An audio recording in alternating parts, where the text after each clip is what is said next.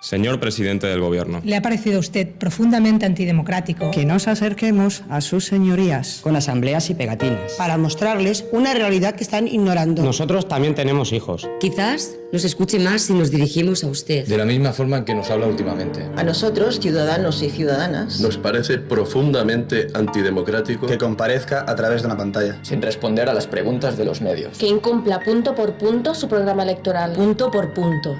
¿Por qué cree que la gente le votó? No sabemos si ha recibido sobres de su partido. Pero sí sabemos que los ciudadanos no le dimos un cheque en blanco. Antidemocrático es gobernar con reales decretos, sin diálogo. Esconderse ante la corrupción como se esconde. Proteger los intereses de una banca acosadora. Y llamarnos acosadoras a sus víctimas. Más del 80% de la población apoya nuestras propuestas. ¿Para quién gobierna usted, señor Rajoy? Las políticas del PP, del PSOE y los desmanes de la banca han arruinado al país. Nos han arruinado. Pagaremos su fiesta durante años. Con nuestra sanidad, nuestra educación, nuestras pensiones, nuestras viviendas, hipotecando el futuro de todos, de un país entero. Para salvar a los culpables del desastre. Queremos justicia. Y exigirla es, mire usted, profundamente democrático. No podemos permitir más desahucios ilegales. Más familias en la calle endeudadas de por vida. No vamos a permitir más víctimas. Estamos haciendo lo que tenemos que hacer. Estamos remando juntos, pero sin echar a nadie por la borda. Señor Rajoy, ¿quiere usted pasar a la historia como el presidente que no paró los desahucios? ¿A quién cree que llamarán antisistema nuestros nietos? Si de verdad quiere buscar soluciones. Soluciones reales. Aquí nos tendrá, abiertos al diálogo. Si no, nos tendrá enfrente, defendiendo a las personas, a las familias. Y luchando por una democracia. Que sea de verdad, profundamente democrática.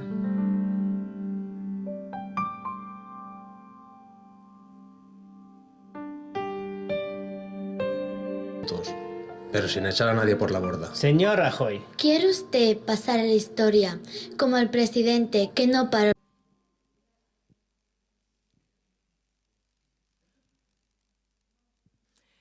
Hola, buenas tardes. Gracias por asistir a la primera jornada se me olvidó el nombre de la jornada, sobre vivienda que organiza la Plataforma de Afectados por la Hipoteca Lanzarote. La intención de esta jornada es informar y formar a la ciudadanía sobre temas jurídicos referente a la vivienda. Básicamente hoy contamos con la presencia de Rafa, que es el asesor jurídico de la Plataforma de Afectados por la Hipoteca de Madrid, y los compañeros de Plataforma de Afectados por la Hipoteca Tenerife y Esto Desahucio Gran Canaria. Hoy vamos a hacer un taller jurídico. Recordarles que el día lunes continuará la jornada en la Biblioteca Insular. El encuentro será a las 6 de la tarde. Después de la ponencia de nuestro amigo, pues vendrá una ronda de preguntas y respuestas. Muchísimas gracias. ¿Se me oye bien? ¿Más o menos? ¿Sí? ¿No? ¿Ahora sí? Vale, si no subo la voz, que voy subiendo el volumen. Podemos subir el volumen este o este, que también llega. Bueno, buenas tardes a todos y a todas. Lo primero, agradecer la oportunidad de poder compartir esta tarde con vosotros y con vosotras. Creo que es importante que se puedan producir encuentros como este, donde podamos reflexionar en torno a cuál es la situación jurídica que se está dando en torno al problema de las hipotecas y la relación que tiene con el derecho a la vivienda. Es una situación bastante novedosa, que no quiere decir que buena, lógicamente, como todo el mundo sabe. Y sobre todo también porque quizás es el momento de desmitificar el derecho, ¿no? De desmitificar eso de la ley, ¿no? Yo creo que nos vienen sistemáticamente hablando de no, es que es la ley, ¿no? La ley es la ley y entonces pues la ley es lo que hay y no hay otra posibilidad y no se puede hacer nada, ¿no? Creo que ese es el mensaje que desde el inicio de la crisis hipotecaria pues nos han estado lanzando, ¿no? Empecé trabajando este tema en el último trimestre de 2008, cuando estalló la crisis hipotecaria, y por aquel entonces el mensaje es, esto es un proceso, usted ha firmado una hipoteca, si no puede pagar es su problema, usted sabía lo que firmaba, manos arriba, esto es una ejecución hipotecaria, ¿no? Básicamente era el planteamiento que se hacía en ese momento. Además, el procedimiento es un procedimiento de ejecución hipotecaria, con lo cual, como dice la palabra, pues te van a ejecutar. Y primero te ejecutan y luego ya usted, si tiene algo que alegar acerca del contrato, pues ya lo veremos en un procedimiento posterior, ¿no? Que sería un procedimiento que decimos nosotros declarativo. Luego, primero te ejecuto y luego discutimos. Era el planteamiento de lo que era la regulación que venía recogida en la Ley de Enjuiciamiento Civil de nuestro país. El procedimiento de ejecución hipotecaria era un procedimiento sumario en el que el deudor, la persona que había firmado un préstamo hipotecario, pues veía disminuida su capacidad de defensa. Lo primero que quizás habría que pensar para poder analizar este asunto o reflexionar, ¿no? ¿Qué es una hipoteca? Habitualmente hablamos de qué es una hipoteca, pero nos hemos parado a pensar realmente qué es un préstamo hipotecario y qué relación tiene con la... Porque claro, a veces, ¿qué es el préstamo hipotecario? ¿Qué es el contrato de compraventa? No, parece que todo es lo mismo, ¿no? Y además, en el último periodo de la crisis, antes de que estallara la crisis, el último periodo de la burbuja, todo se firmaba junto. Yo no sé si aquí pasaba, pero todo se firmaba, como decían los compañeros, al taco. No sé si aquí pasaba igual, ¿no? Se firmaba todo al taco, ¿no? Entonces, realmente no sabías si firmabas la hipoteca, si te estabas comprando la casa. De hecho, mucha gente cuando se veía en problemas decía al banco, le quiero devolver a usted la casa. Y decimos, si no me puede devolver la casa porque yo no te he vendido la casa. Porque realmente hay dos contratos, ¿vale?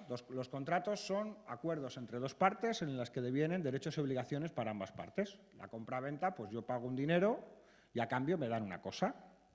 ¿Cuál es el problema? Que para poder acceder a un derecho, pues claro, el problema es que la vivienda es un derecho, pues la inmensa mayoría de la gente trabajadora, la gente trabajadora de este país y la inmensa mayoría de la gente de este país, pues no tenía la posibilidad de ir con el taco de billetes a pagar. La duquesa de Alba sí, pero en general lo que viene a ser el común de los mortales que viven de trabajar, pues no podía hacerlo, ¿no? Entonces, ¿qué era lo que tenía que hacer la gente para poder acceder al derecho a la vivienda? Pues yo podía haber un piso, pero necesitaba acceder a un préstamo. Préstamo es que me dejan un dinero para que yo pueda pagar y cumplir con ese contrato de compraventa. Con lo cual hay dos contratos. Hay un préstamo que me dejan un dinero que yo tengo que devolver. Pero a ese préstamo le podemos poner dos nombres, dos coletillas. Le podemos llamar préstamo personal. El préstamo personal significa que respondo yo como persona con todos mis bienes presentes y futuros, o hipotecario.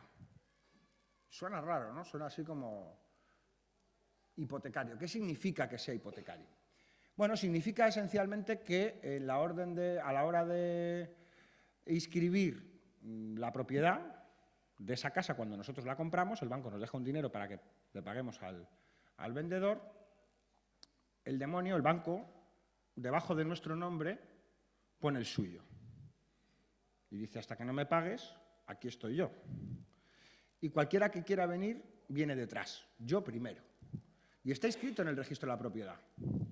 Es decir, está a la misma altura, no está a la misma altura, está justo a continuación del nombre del propietario. Entonces, había algunos juristas que planteaban que son dos contratos, decimos, anudados, que tienen un nudo, porque uno sin el otro no serían posibles. Uno sin el otro no serían posibles. Claro, hay que partir de la base que para la gente en general, ¿por qué se compra una vivienda? Porque necesita vivir en algún sitio. Es un elemento esencial para poder desarrollar nuestra vida. Es una cosa muy curiosa porque nuestra Constitución organiza los derechos de una manera muy particular, ¿no? Hay unos derechos que tú puedes ir a un juez y pedirlos, ¿no? El derecho a la inviolabilidad del domicilio, el derecho a la vida, a la integridad moral y a la integridad física y moral. Si alguien atenta contra ella, puede ir a un juez a pedirlo. No, son derechos que dicen que son derechos fundamentales. Y luego hay otros que dicen que son derechos constitucionales o decorativos, que diría yo, porque claro, son derechos que no puedes pedir a nadie, ¿no? Pues el derecho al trabajo, ¿no? Que está decorativo en la Constitución, hay 6 millones de personas que desearían tener uno. El derecho a la vivienda es otro de los elementos decorativos, ¿no? Supuestamente. Bueno, pues resulta que es que no es decorativo porque el derecho a la vivienda, si tú no tienes el derecho a la vivienda satisfecho, el derecho a la inviolabilidad del domicilio no puedes tenerlo. El derecho a la vida, a la integridad física y moral, difícilmente vas a poder tenerlo.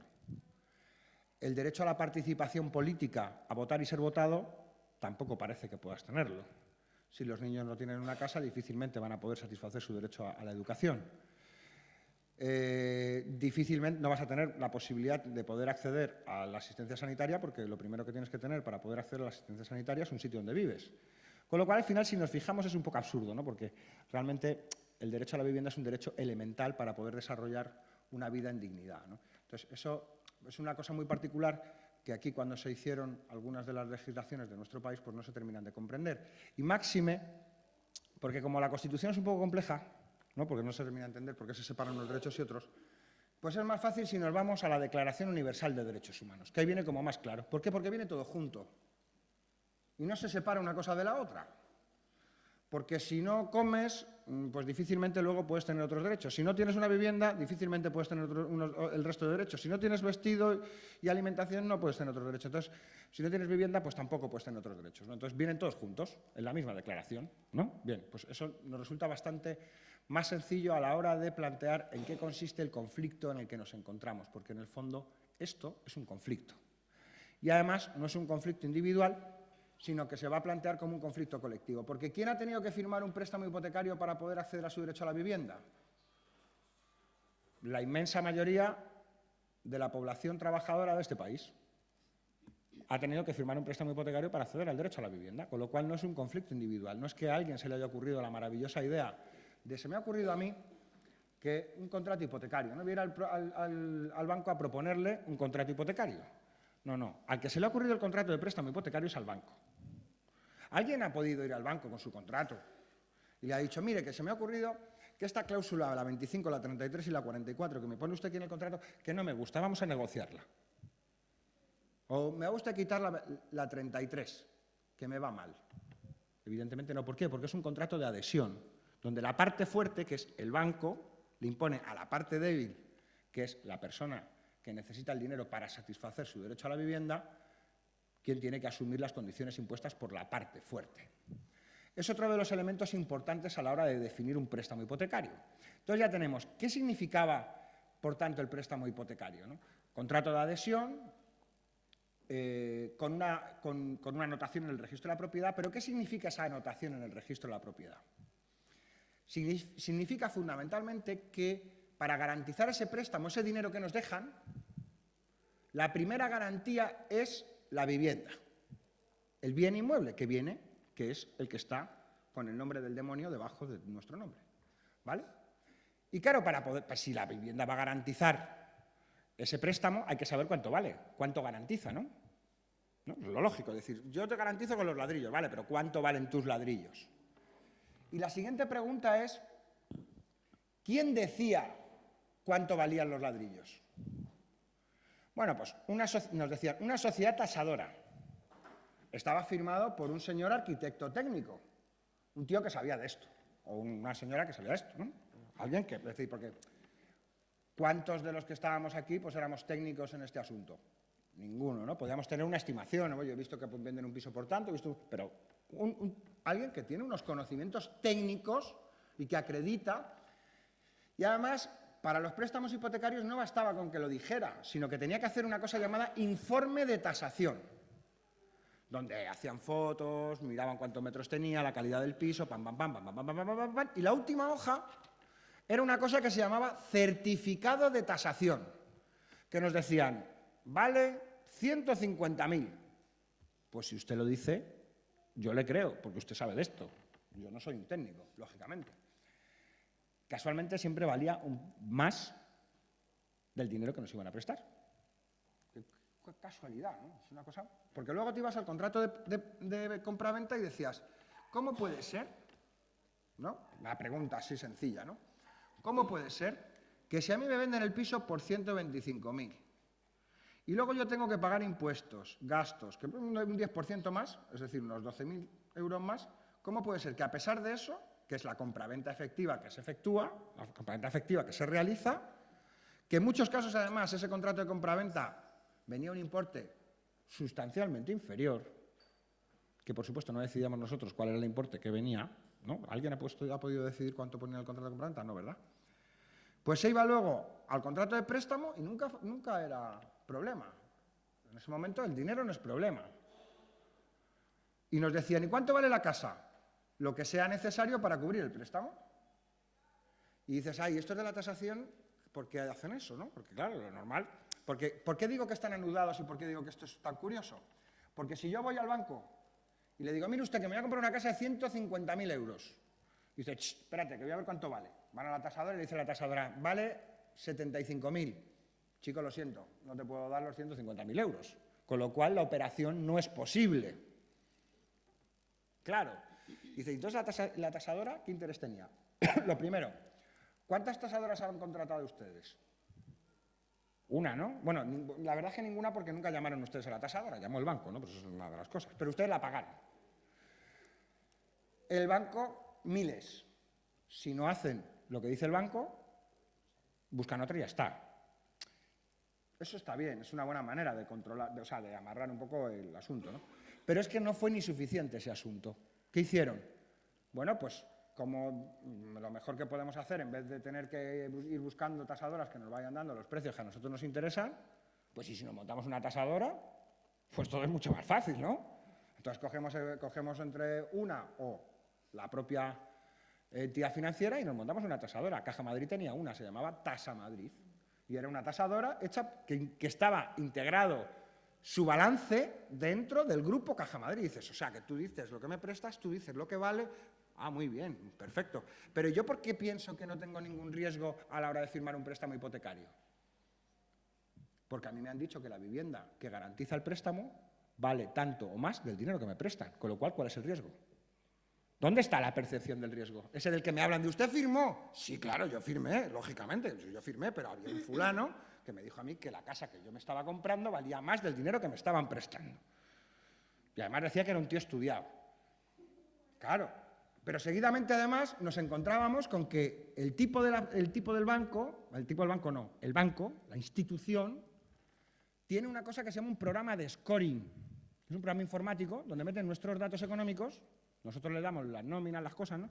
Y ellos meten todos los datos económicos, el contrato, esto, lo otro, ¡pum! Verde, para adelante. ¿Quién califica el riesgo de que se pueda producir? ¿Alguien es aquí conocedor del sistema de riesgos financieros? ¿La población trabajadora de este país era conocedora del sistema de riesgos financieros?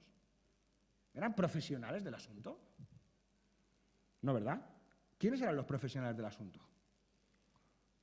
¿Quiénes tenían millones de euros para calificar el riesgo? Las entidades financieras, ¿no?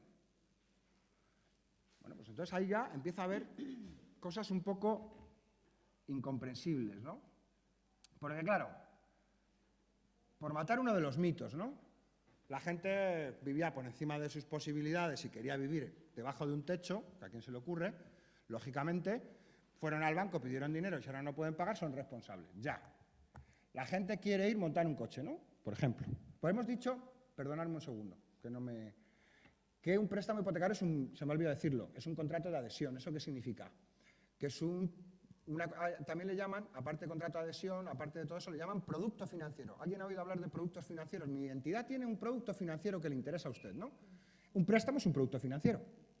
¿Por qué? Pues que es algo que produce una empresa, que es una entidad financiera y que nos da para que nosotros consumamos y consumimos préstamos hipotecarios, igual que consumimos cualquier cosa que compramos en cualquier tienda, en cualquier establecimiento, igual que compramos un coche, ¿no? ¿Alguien se ha leído el librito que nos dan con el coche? Ah, bueno, con todos los coches nos dan un libro, donde vienen los frenos, los embragues, la calidad de la caja de cambios, ¿no? ¿Os imagináis que se empezaran a estampanar por centenares de miles las personas por las carreteras y dijeran los de las empresas automovilísticas, ah, bueno, tú has firmado, tú te las has comprado, tú sabrás lo que haces con tu coche, haber leído el libro? No, pero vamos a ver, pero usted ¿quién ha puesto en circulación esos productos? ¿Quién tiene la responsabilidad de poner en circulación productos tóxicos que hacen y arruinan la vida de centenares de miles de personas en este país? Porque es que van 400.000 ejecuciones hipotecarias desde 2008. 400.000 ejecuciones hipotecarias, es decir, estamos hablando de ejecuciones hipotecarias masivas. Bueno, pues alguien tendrá que ser responsable. ¿Quién hace esos productos? Son los principales responsables. Porque nosotros nos hemos adherido, hemos adquirido un producto financiero. Un producto financiero en el que nos dijeron que estaba adaptado a nuestras posibilidades. Hicieron un análisis de los riesgos financieros nuestros. Y además nos dijeron, empresas vinculadas a esos grupos que nos dejaban el dinero, que el dinero que nos dejaban era suficiente, se podía cubrir y garantizar con un bien que era el que nosotros nos estábamos comprando. Con lo cual, en principio, ¿dónde está la percepción del riesgo que teníamos que percibir nosotros y nosotras? ¿Quién estaba realmente poniéndonos en riesgo? ¿Nosotros? ¿Y nosotras? No parece en absoluto razonable ese planteamiento, ¿no? No parece razonable. Y además hay un asunto que también habría que pensar, ¿no? Hay que tener en cuenta que en nuestro país no siempre se compraron las viviendas. La gente trabajadora no siempre compró viviendas con préstamos hipotecarios. Aquí no se compraban así antes. ¿Cómo compraba la gente trabajadora las viviendas en este país? ¿Alguien se acuerda? Antes de los préstamos hipotecarios, ¿cómo se compraban? No, pero antes de los préstamos, cuando te ibas a comprar una casa, en una casa de segunda mano, se la comprabas a otro particular, ¿cómo lo hacías? Con letras. Y tú sabías lo que ibas a pagar hasta el final. Llegaban y decían, ¿cuánto vale la casa? 1,5 millones. Muy bien, 1,5 millones de pesetas. A ver, ¿cuántas letras son esos? Tantas letras. En tanto tiempo, pim, pam, pim, pam. Y tú sabías lo que pagabas de principio hasta el final.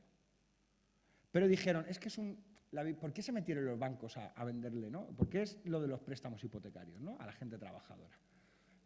Porque es un bien de primera necesidad, es fantástico. ¿Por qué es tan fantástico? Porque suba lo que suba, todo el mundo necesita una. Tienen una cosa, la vivienda al ser un bien de primera necesidad, tiene una cosa que dicen los economistas, una demanda inelástica. Suena fenomenal. Una demanda inelástica es que da igual lo que valga, que siempre te van a comprar. Y decías, ya, pero ¿y cómo puedes hacer para que todo el mundo te compre viviendas subiendo al 15 o al 20% anual cuando los salarios están subiendo al 3, al 4 o al 5, según un convenio? No cuadra, ¿no? Algo falla. Pues muy sencillo, los primeros préstamos hipotecarios se dan a 10 años, los siguientes a 15, a 20, a 25, a 30, a 35, a 40 y hasta 50 años hubo algunos. Y hasta 50 años. Entonces, claro, así sí, ¿no? Así ya va cuadrando cuál es el modelo de negocio que nos estaban imponiendo. Sistema perfectamente planificado por parte de las propias entidades financieras. Que luego, además, no es verdad que las entidades financieras tengan los préstamos en sus balances. Eso por hacer una acotación. Los préstamos estaban diseñados para ser empaquetados, empaquetaban miles de hipotecas, y luego, con esas miles de hipotecas, sacaban unos boletos de lotería llamados bonos.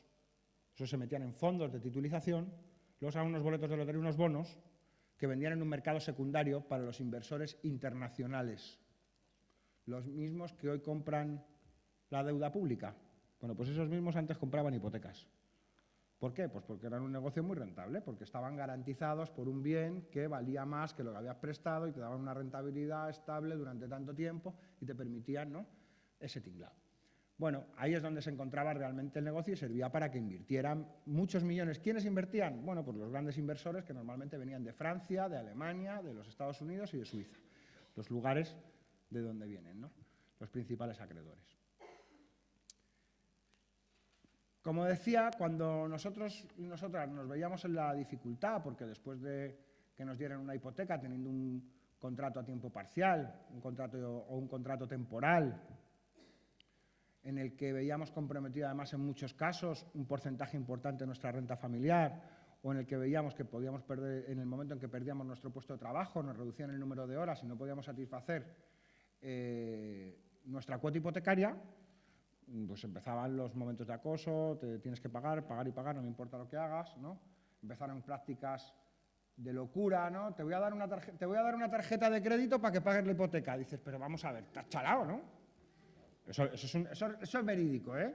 Te voy a dar una tarjeta de crédito para que pagues la hipoteca. Dices, a ti se te va la olla, tú eres el profesional del crédito, profesional financiero y tu entidad más. Te voy a dar un préstamo personal para que pagues la hipoteca. De locura. Te voy a permitir fórmulas de refinanciación. Te voy a refinanciar, te decían, ¿no? Te voy a refinanciar, te voy a dar una carencia y te voy a quitar el capital. Te voy a quitar que pagues capital. Sabéis que la cuota hipotecaria se compone de capital y de intereses. ¿Habéis visto una cuota de las que vienen? Te dicen, esto pagas de capital. Casi nada. Esto pagas de intereses, el tocho. Y te decían, te quito, para que puedas pagar, te quito el capital. Dice, pero eso es poco y tal, ¿no? Tampoco me lo estás dando mucho. Dice, bueno, te meto más dinero por las cuotas que no están, con lo cual te lo meto a capital también, con lo cual te hago el préstamo más gordo, y tú decías, y así todo no llego. Y a algunos se les ocurrieron maravillosas ideas.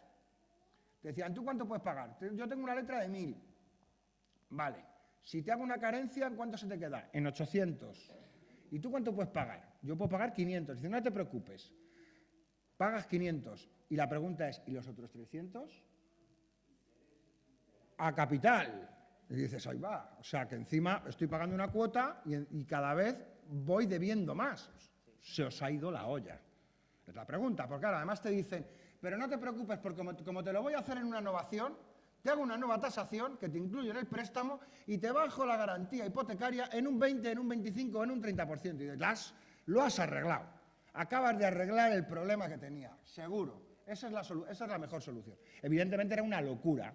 Era lo que tendríamos que denominar una auténtica bomba de relojería. Una bomba de relojería.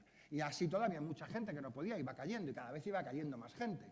Es decir, desde 2008 no paraba de caer gente y esto era como una mancha de aceite donde iba cayendo cada vez más gente. Así todo, había gente que iba salvando por un tiempo, pero pasaba el tiempo y caía después de la refinanciación con una garantía más pequeña, con una deuda más grande, y luego cuando ibas a decirle, bueno, que vengo, vamos a ver, lleguemos a un acuerdo y yo le doy los ladrillos y usted me condona la deuda, los ladrillos que usted decía que valían un pastón. No, yo no quiero ladrillos, ¿no? Claro, porque ¿qué es eso de la dación en pago? ¿No? Cuando nosotros no podíamos pagar, decíamos, bueno, pues muy buenas, vengo a solicitar la dación en pago. ¿Qué es la dación en pago? ¿No? Se ha oído mucho el concepto de dación en pago, que suena así como muy rimbombante. La dación en pago es muy sencillo. Mire usted, yo billetes no tengo ladrillos. Usted decía que los ladrillos valían una pasta, pues tenga sus ladrillos y condóneme la deuda. Y además, le voy a hacer una propuesta fantástica. Como usted con los ladrillos no va a hacer nada porque no va a ir a vivir, ni tiene a nadie que vaya a vivir ahí, pues yo le ofrezco una solución. Me quedo en la casa y le pago un alquiler. Un alquiler social. ¿Qué es un alquiler social? Un alquiler que pueda pagar. ¿Qué significa un alquiler que pueda pagar? Y nosotros ahí cuando estábamos pensando en cuál sería la cuantía razonable, ¿no? En la plataforma, cuando empezamos a solicitar alquileres, dijimos, ¿qué sería razonable pagar por una vivienda, ¿no? Y dijimos, ahí va, a ver, la vivienda es un derecho humano, ¿no? Sobre esto tiene que haber algo escrito. Claro, hay gente que ha estudiado esto, ¿no? Y resulta que nos dimos cuenta que el derecho a la vivienda está incluido dentro de una cosa llamada Pacto Internacional de Derechos Económicos, Sociales y Culturales, y luego además dentro de la ONU hay un comité que se llama Comité DESC que desarrolla ese pacto internacional. Y ahí sacan unas observaciones que dicen cómo tendría que ser lo del derecho a la vivienda. Y dicen, nadie debería emplear más del 30% de la renta familiar para satisfacer su derecho a la vivienda. Y dijimos, pues una cifra interesante. Un alquiler social será aquel en el que las familias no tengan que emplear más del 30% de la renta familiar. Cuando dice más, significa que dependiendo de las características puede ser menos, porque si hay que satisfacer el resto de necesidades, igual tiene que ser menos, igual, dependiendo de las características de la familia, igual tiene que ser un 20, vamos discutiendo, ¿no? Pero por encima del 30, evidentemente, no podríamos hablar en ningún caso de que estuviéramos ante un alquiler social. Y eso fueron reivindicaciones que hacíamos, ¿para qué? Para evitar los procedimientos de ejecución hipotecaria en las que el 70% de las personas, se calcula, la inmensa mayoría en cualquier caso, se encontraban en absoluta indefensión. ¿Por qué se decía que se encontraban en absoluta indefensión? Porque resulta que le llegaba, cuando no pagábamos durante varios meses y después de presionarnos, llamarnos los cobradores y todas esas cosas a cualquier hora, extorsionarnos de cualquier forma, y veían que no nos iban a sacar un duro, pues ponían una demanda judicial y nos llegaba un tocho. No sé si alguien ha llegado al tocho alguna vez. Sí, ¿no? ¿Alguien ha visto el tocho? El tocho y retocho, que viene la demanda pidiéndonos toda la pasta, la escritura de préstamo hipotecario, y nos dan 10 días para pagar y 30 para oponernos. Y no venía más. ¿Y por qué digo indefensión? Porque en todas las comunicaciones de los juzgados se les olvidaba una frase. Si usted no tiene medios para litigar, tiene derecho a la justicia gratuita, a que se le asigne un procurador y un abogado de oficio. Qué frase tan corta, ¿eh? O sea, es muy corta. Muy corta. ¿Por qué no venían las demandas? Yo no las he visto. He dado unas cuantas vueltas por ahí. Yo no sé si aquí lo ponen en las demandas. Pero eso significa